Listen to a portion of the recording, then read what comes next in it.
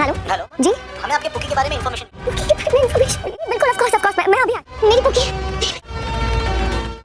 पुकी की चेन है आपके पास कैसे?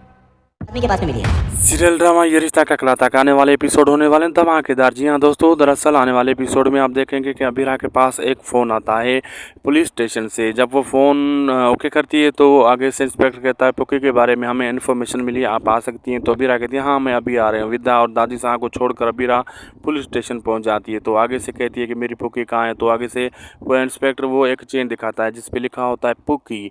तो कहता है ये हमें मिली। अबीरा कहती है हाँ ये तो पुकी की, ये आपको कहाँ से मिली।